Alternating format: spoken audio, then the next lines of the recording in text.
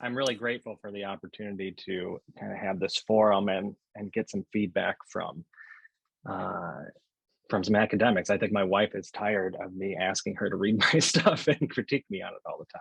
So I'm really excited to do this. So as Dr. Sheng mentioned, the title of my talk is Reconceptualizing Intelligence After Benghazi, a first person perspective, which of course that first person is me. So the project I'm talking about here today began during my previous career as an intelligence officer at State Department. And at State Department, I was responsible, when I initially arrived, I was responsible for providing threat analysis to our diplomatic missions in North Africa. So that includes Morocco, Algeria, Tunisia, Libya, for that particular office that I worked in. My experience supporting our diplomats and security officers during the Libyan revolution led to my research question, which is what, if any, are the ethical limits of intelligence collection? And as an initial step, I decided that I first have to answer the question, what is intelligence? Followed by the question, what is intelligence collection? This talk is primarily about the former, what is intelligence? So following a review of the intelligence studies literature, I put forth in this presentation that intelligence should be defined as, quote, secret information. And I develop an intelligence information model to describe how intelligence moves through the US intelligence community. To test this model, I examined the infamous Steele dossier, which I'm sure we're all very familiar with, which happens to provide a uniquely complete view of current intelligence processes in the United States, and a little bit about intelligence processes in Britain too. So after a discussion of seemingly unusual discoveries that I found during this case study, I'll talk about next steps and provide some concluding comments. So as I mentioned, this story begins during my time as a threat analyst at the US Department of State. I started there in early 2011. I was hired to cover what was a relatively quiet portfolio at that time, North Africa.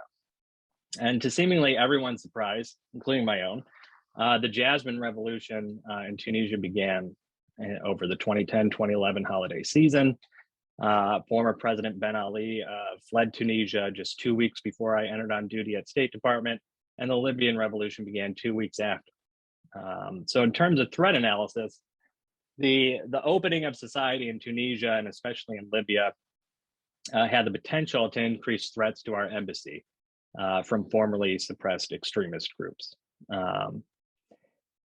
Tunisia, that was kind of front of mind for me, but in Libya, the same thing was true, but our embassy suspended operations on February 24th because it got pretty out of hand in Tripoli around that time. So that effectively ended any immediate need for me to provide threat analysis regarding Libya, not to mention that without a diplomatic presence in the country, there's sparse intelligence to read anyway, right?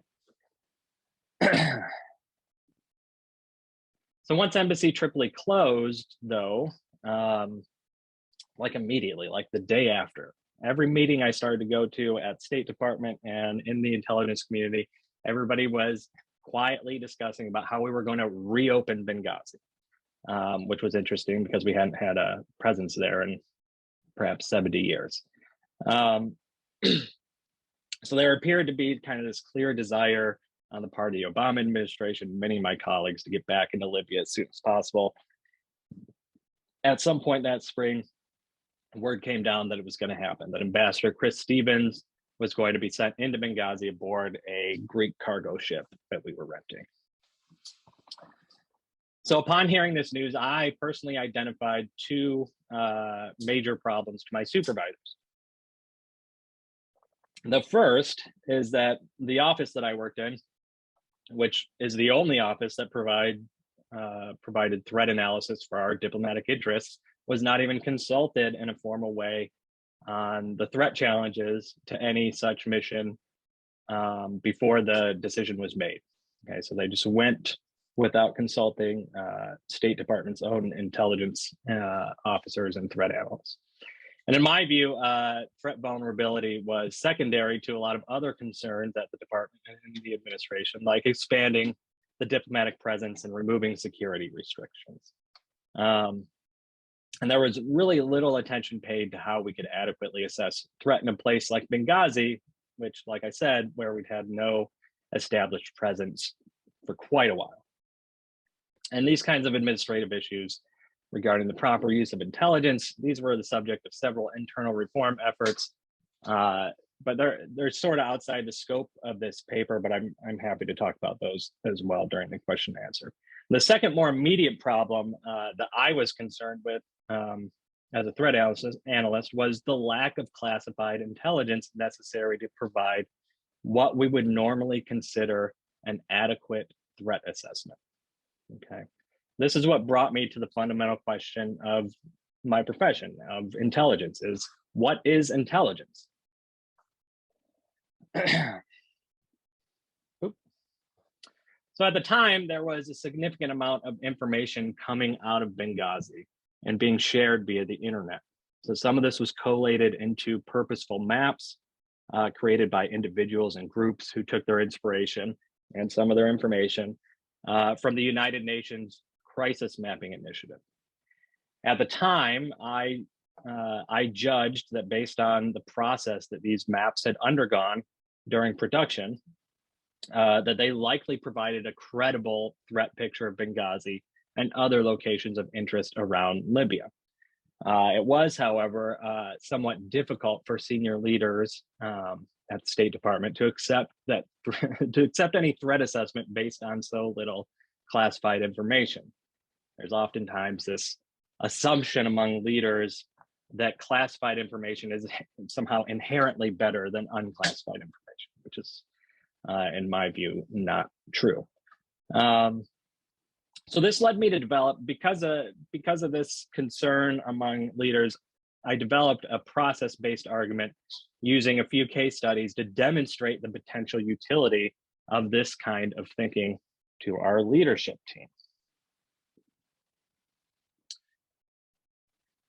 So the general argument that I made at the time for my leaders was that if a piece of information was subjected to this to something analogous to the intelligence cycle, which you can see here on the screen, then it must be considered equal to any other piece of classified so-called intelligence. That effort in my office succeeded and ultimately turned into an academic paper with the help of my wife, Sonia Stottlemyre, who, well, I'm not going to say where she works, that I delivered at St. Anne's College, Oxford in 2012. Pretty well received. So as you can see, the intelligence cycle, or the intelligence process, as it's named here, provides a systematic model for intelligence operations. So theoretically, a piece of information goes in one side of this, maybe at the collection side, goes through all the way through all these steps, and at the end, it becomes an intelligence assessment. It becomes intelligence somehow. Okay. The intelligence cycle, I think I mentioned this a little earlier, but the intelligence cycle is everywhere. It's ubiquitous in the United States and UK intelligence communities. Also ubiquitous in the intelligence literature. This is a model that is sort of assumed to be true in intelligence studies. I won't get into the history of this thing, but what I have found is that this cycle does not necessarily look like what intelligence operations actually look like. So I don't personally value this cycle as kind of a representation of what we're seeing happening with intelligence anymore. At the time I did, obviously, because I made the argument. So I made that argument, and I used the information to draw a comprehensive map of Benghazi's security situation on a whiteboard, which seems ridiculous at this point, but this was well before we had the funding for things like smart boards, right, or projectors. So I later briefed this whiteboard drawing to the security team that accompanied Ambassador Stevens, which was led by Special Agent Eric Nordstrom. This diplomatic team landed in Benghazi aboard that Greek ship on April 5th. Embassy Tripoli, 600 miles away by car, reopened a few months later on September 22nd, shortly before Gaddafi's death by mob violence. Is when kind of we tried to return to normal diplomatic relations or operations inside Libya.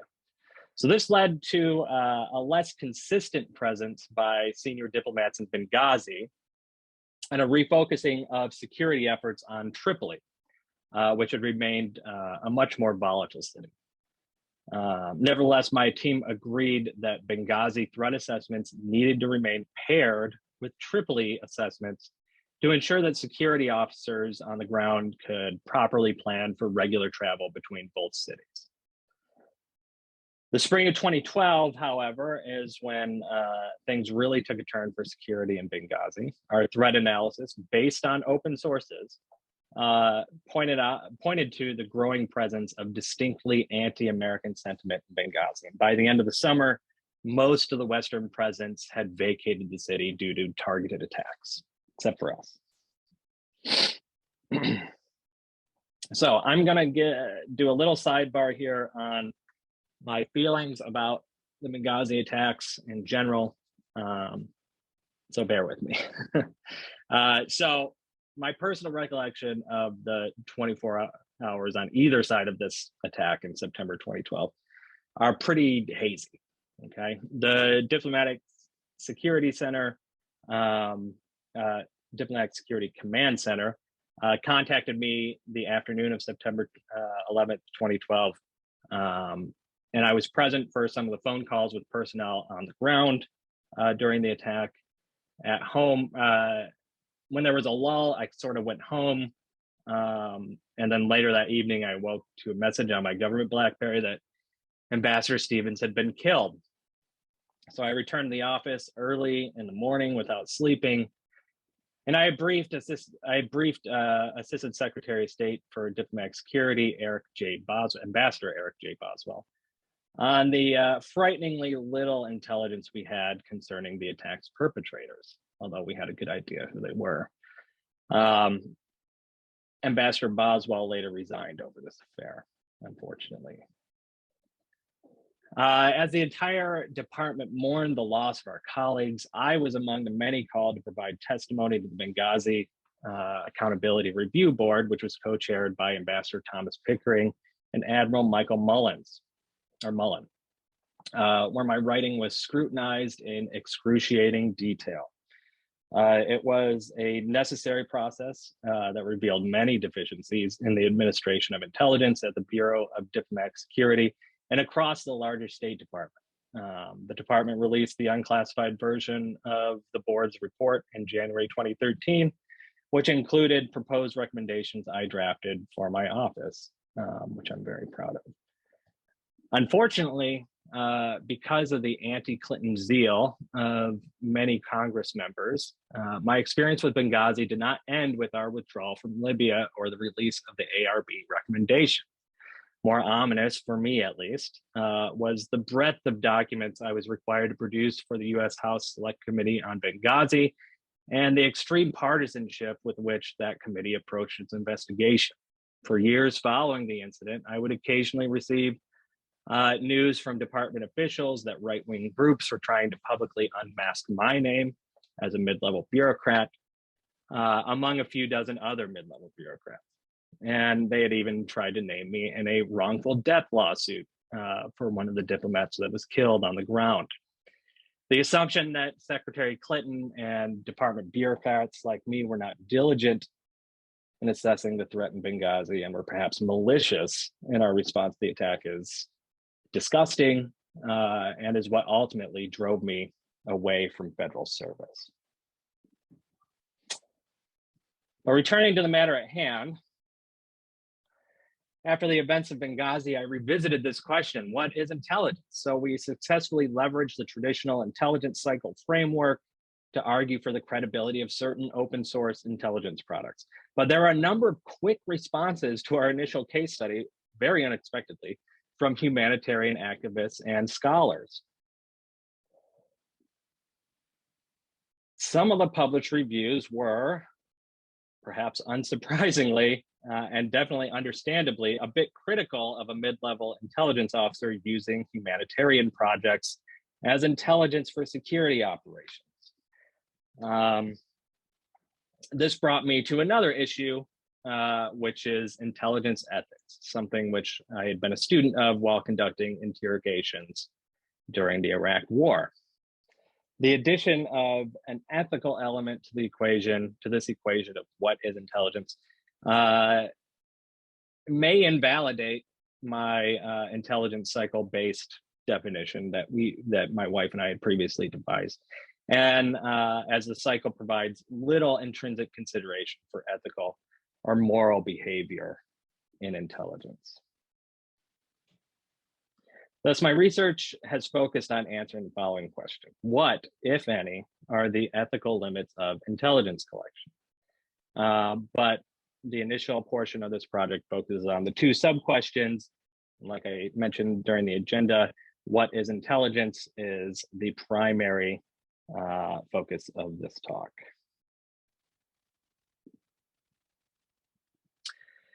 So it may be a surprise to some that intelligence, while the subject of much scholarship, lacks a cohesive body of theory.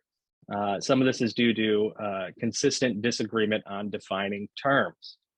Within the growing body of interdisciplinary intelligence literature, there are few agreements on the inherent principles of intelligence studies, and as a result, very little in the way of theory development.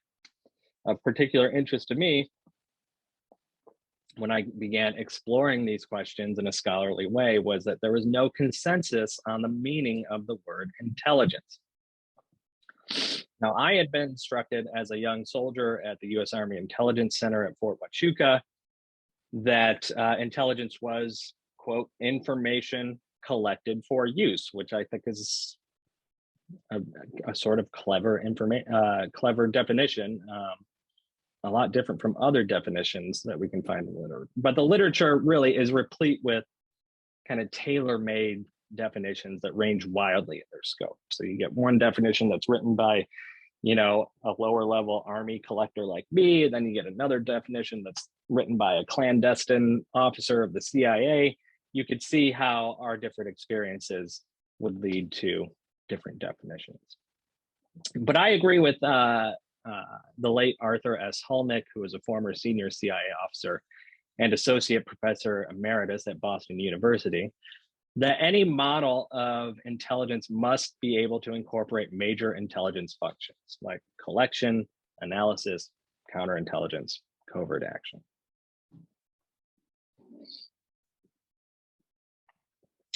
Perhaps the most appropriate definition to begin with is that written by Dr. Sherman Kent. So Sherman Kent was an early analyst of the CIA who is widely considered to be the father of intelligence analysis, at least in the United States. According to Kent, quote, although there is a good deal of understandable mystery about it, intelligence is a simple, self-evident thing. As an activity, it is the pursuit of a certain kind of knowledge. As a phenomenon, it is the resultant knowledge. So in his 1966 treatise on intelligence, called Strategic Intelligence for American World Policy, Kent divided intelligence into three separate categories: knowledge, activity, and organizations. And most scholars draw on these categories when they devise their own definitions of intelligence. And here are three good examples of some other definitions. The first here is, the one on the right, I guess, is from Vernon Walters, who is the former Deputy Director of Central Intelligence. He says that intelligence is information relating to the strength, resources, capabilities, and intentions of a foreign country that can affect our lives and the safety of our people. Another one from British independent researcher Peter Gill and Dr. Mark Pythian of the University of Leicester call intelligence mainly secret activities, targeting, collection, analysis, dissemination, and action intended to enhance security and or maintain power relative to competitors by forewarning of threats and opportunities. And finally, we have Dr. Locke Johnson, Regent Professor of Political Science at the University of Georgia, and he calls it a set of activities conducted by government agencies that operate largely in secret. So you can see on this scale here, we have these activity definitions, which follow Kent, that suggest that intelligence is an activity.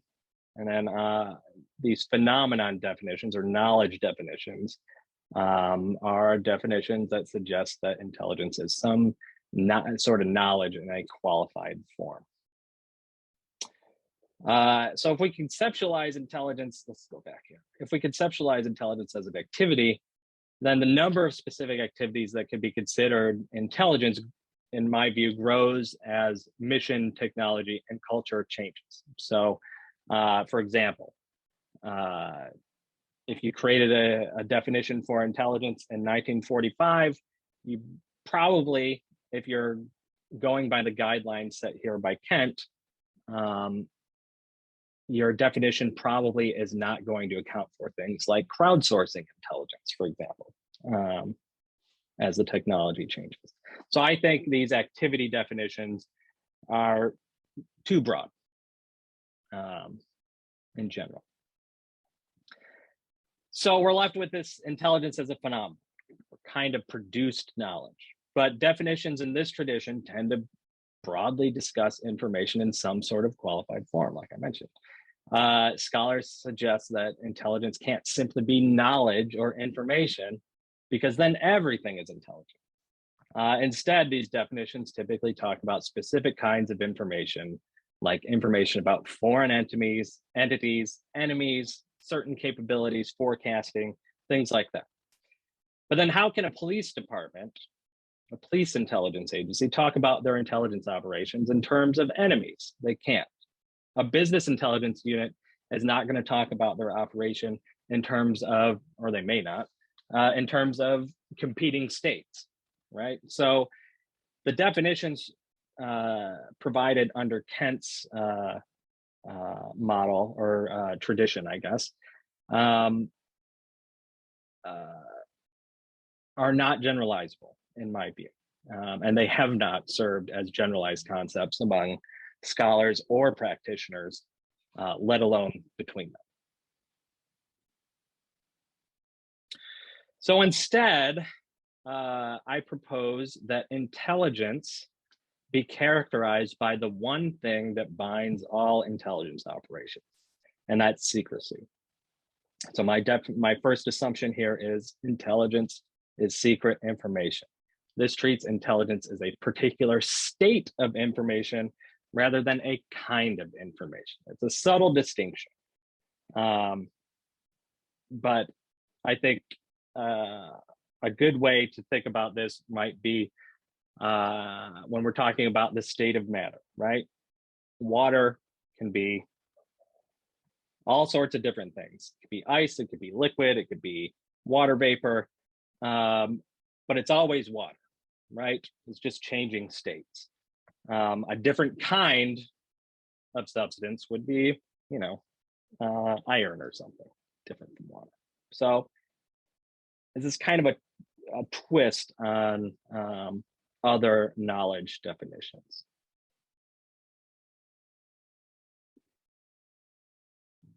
Now, in practice, taking this secrecy idea and looking at it in practice, the federal government regulates secrecy through Executive Order 13526, which identifies which kinds of information can be classified. Among the 8 categories of information that can be considered for classification in section 1.4 are, quote, intelligence activities, including covert action, intelligence sources or methods, or cryptology. The implication here is consistent with tradition in the intelligence community, protecting sources and methods, and previous discussions on underlying causes of classification decisions. So this has led to us to, as a community, to think of intelligence activities, sources, methods, and cryptology as constantly eligible to be protected from public release. If we look further down in that order to sections 3.3 through 3.7, we find that it provides for automatic declassification and mandatory declassification reviews, and requires the creation of institutions for managing the declassification of intelligence.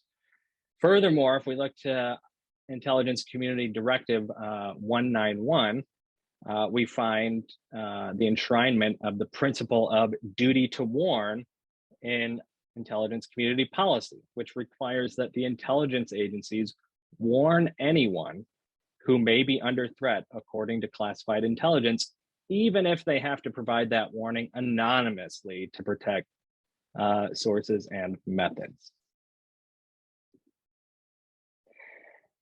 So together, these provisions and their underlying traditions form the cyclical nature of intelligence,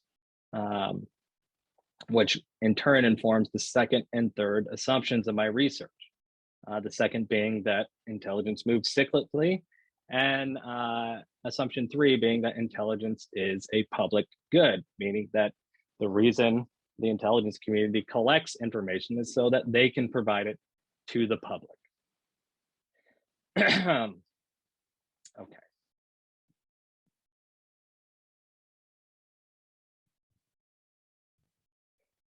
So at this point, we have to discern how and why secret information is different from other kinds of information or other states of information. Excuse me. So if we return to the literature and to secrecy regulations, we find that institutionally, secrecy and control are pretty closely related concepts in intelligence.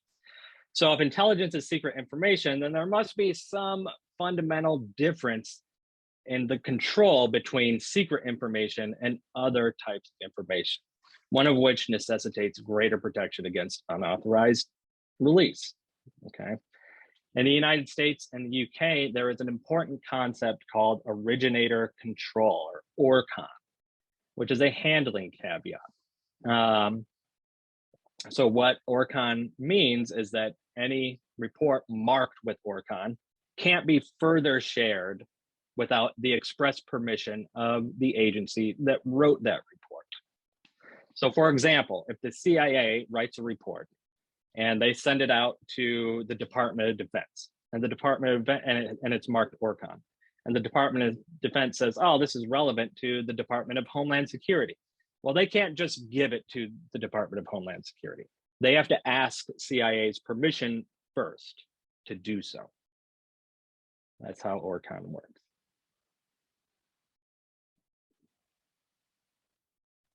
Now, because of this idea of ORCON, and because of, well, let me just read what I have here. When I go off script, I go way too far off script. So this leads to my final assumption, which is intelligence is hoarded. The historical cases of abuse in intelligence collection and intelligence community resistance to transparency and intelligence sharing suggests that this is true, at least in the United States and the United Kingdom.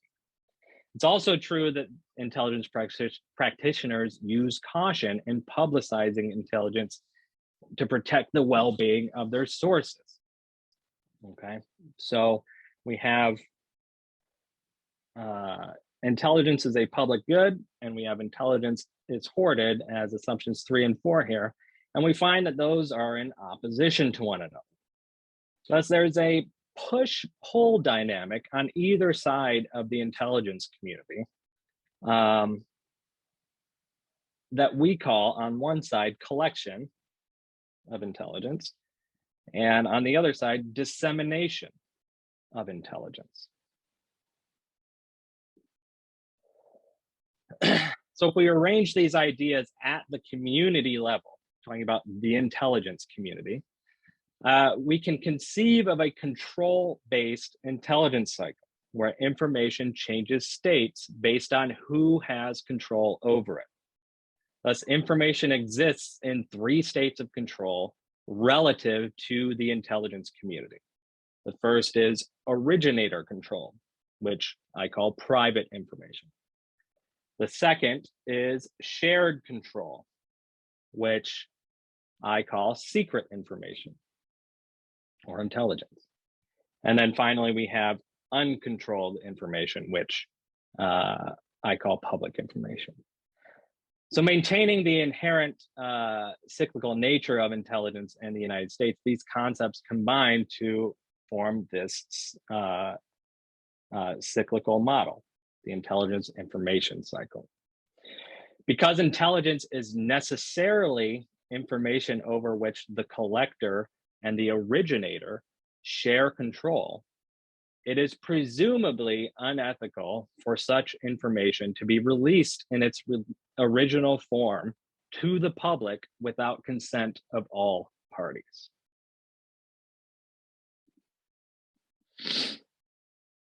In practice, the intelligence community contains many different types of organizations.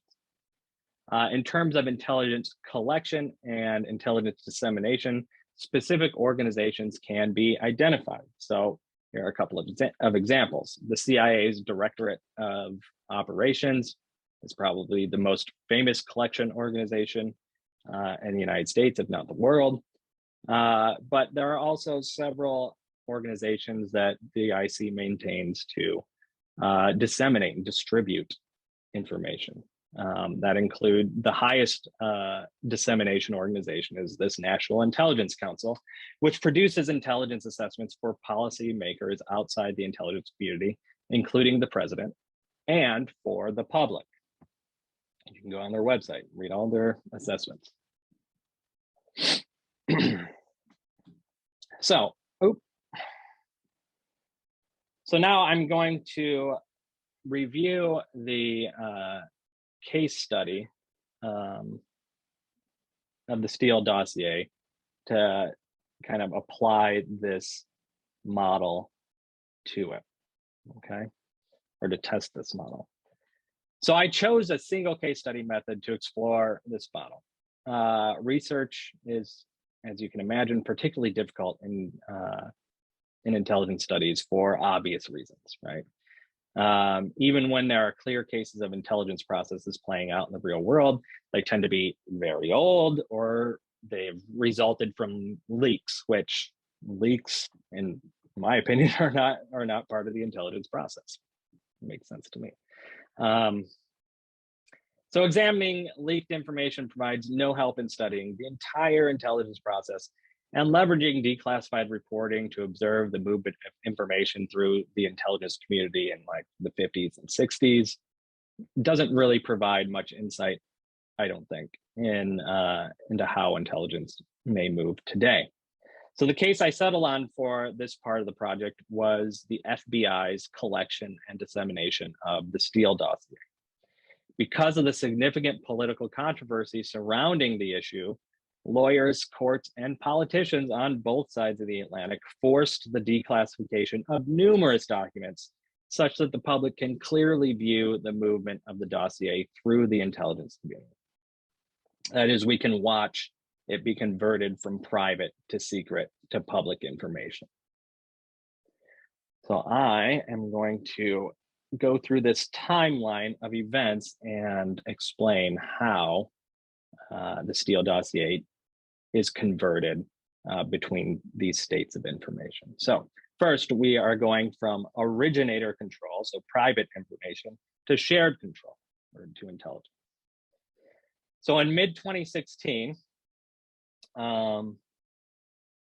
the Federal Bureau of Investigation collected classified intelligence from a source who, quote, volunteered highly politically sensitive information from the summer to the fall of 2016 on Russian intelligence efforts aimed at the US presidential election. End quote. This intelligence was published in Annex A of an intelligence assessment that was communicated to the White House as a memorandum for the president in December 2016. Annex A describes efforts by the Russian government to help candidate Trump succeed in his bid for the US presidency. An annex footnote, which you see here on the screen, describes the sources and methods used by the FBI. So I'll read that here. The source is an executive of a private business intelligence firm and a former employee of a friendly foreign intelligence service who has been compensated for previous reporting over the past 3 years. The source maintains and collects information from a layered network of identified and unidentified subsources, some of which have been corroborated in the past. The source collects this information on behalf of private clients and was not compensated for it by the FBI. The source's reporting appears to have been acquired by multiple Western press organizations starting in October 2016. Okay, so this is the record of the FBI collecting the Steele dossier from Steele. Second, let's watch this Steele dossier go from shared control to public control. Oop, I didn't change the title here. So we can see on the timeline, they collect the dossier. A lot of other things are happening of a lot of other agencies around this time, talking about Russian interference. As part of that effort, the Steele dossier goes to the president as part of a memorandum for the president. This is a highly classified report.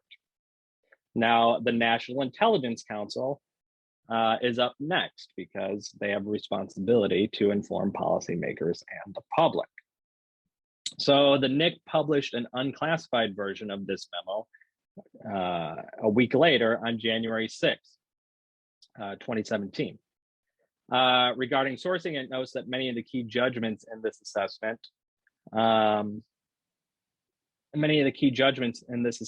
rely on a body of reporting from multiple sources that are consistent with our understanding of Russian behavior. Insights into Russian efforts, including specific cyber operations and Russian views on key US players, derived from multiple corroborating sources.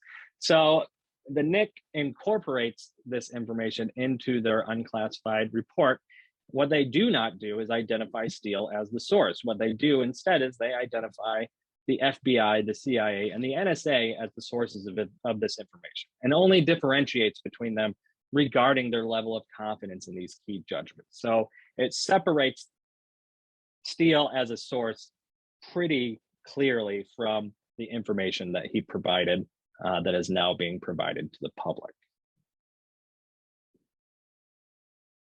Now, I mentioned something unusual at the beginning that I discovered during this case study, and I'm going to talk about it right here. So in its oversight capacity, the Senate Select Committee on Intelligence reviewed the classified December 30th memo right here and published their findings in a heavily redacted 2019 report.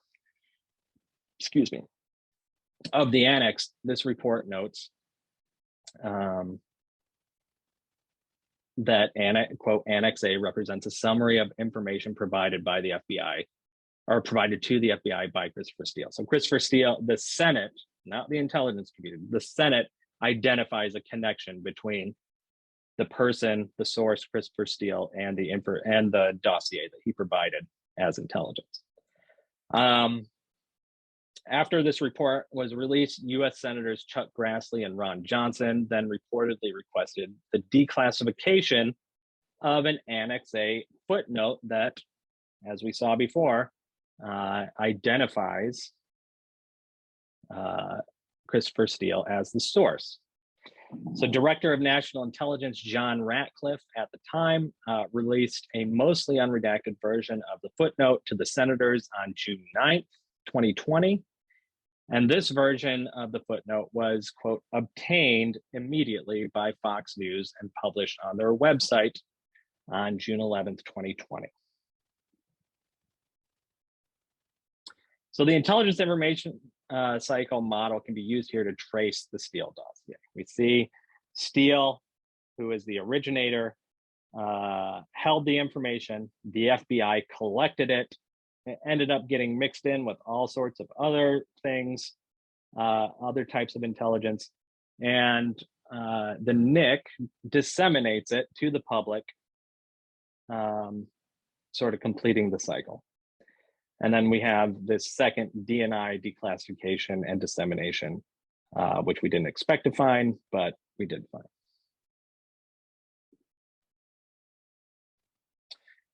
So I do want to, real quickly before I end here, talk about the action that DNI Ratcliffe took to declassify and release this sourcing information. Like I said, it was unexpected. But the full circumstances around the footnotes release are unclear. The senators had made the request to acting DNI Richard Grinnell, but it was DNI John Ratcliffe, who I would like to note is the first non-technocrat to serve as a confirmed DNI, who ultimately fulfilled it. And the declassified footnote was initially obtained by a politically active media outlet, which seized on the FBI's characterization of the Steele dossier as having limited corroboration to call into question the entire dossier's credibility. Okay, that said, it's important to take note that of the context within which this was provided, right? DNI Ratcliffe declassified the intelligence, but Steele's identity and his relationship with the FBI had been revealed in various news outlets in early 2017, and the revelations had already negatively affected Steele's reputation by 2018, according to media reports. The Senate Intelligence Committee further corroborated media reports by, in their unclassified report, connecting Steele with the FBI. So it's possible that the DNI, when analyzing whether he should release this stuff or not, was taking all this in consideration, saying, well, everybody knows Steele and the FBI are connected anyway, so it's not a big deal that we just say he is connected. But it is important to note that this release is the only time that the intelligence community confirms that there's a relationship between Steele and the FBI.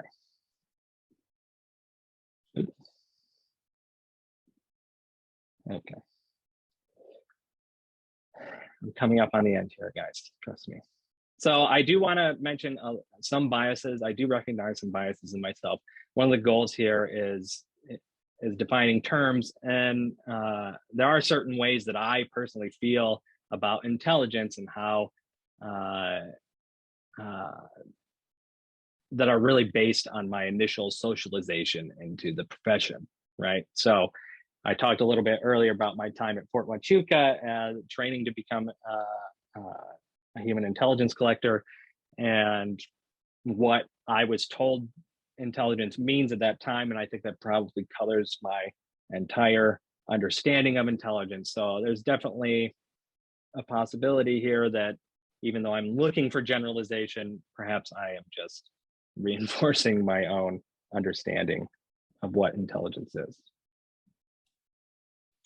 So where am I in terms of reaching my original goal of developing an ethical intelligence collection model? So I've achieved an adequate answer for the first question, which is, what is intelligence? It's secret information, which differs from private information and public information based on who shares control over it.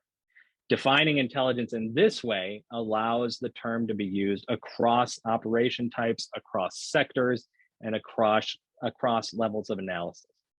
Returning to Hulnick's contention that any model of intelligence must be able to incorporate major intelligence functions, including collection, analysis, counterintelligence, and covert action, I conclude that each of those functions can be easily reframed as a function of secrecy.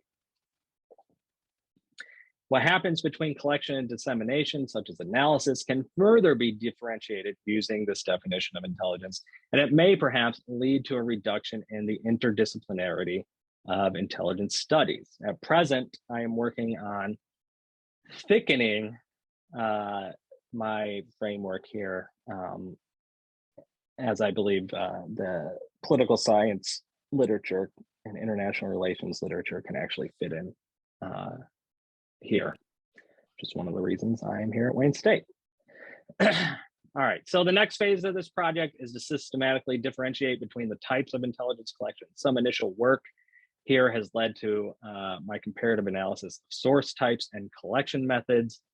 By differentiating among intelligence collection types, I suspect that some hard lines can be drawn that may inform the ethics of relationships between intelligence operations and organizations and sources. So you can see here that my preliminary analysis compares the intelligence collector's access to the source, so either direct or indirect, versus the intrusiveness of the collection method. So we have overt, covert, or coercive. So this is the part of the project I'm working on currently. So to conclude, I'd like to recognize the sacrifices that Ambassador Stevens and Foreign Service Specialist Sean Smith, who were killed during the September 12th attack. This research began in response to their bravery and the bravery of numerous diplomats and security officers who Ambassador Chris Stevens and Special Agent Eric Nordstrom led into revolutionary Libya. It's since become part of my own effort to honor them. From a scholarly perspective, this research identifies a common point of reference, secrecy, in intelligence studies. From a practitioner's perspective, it potentially provides a normative foundation for the dissemination of intelligence in the US context. And that's it. Thank you.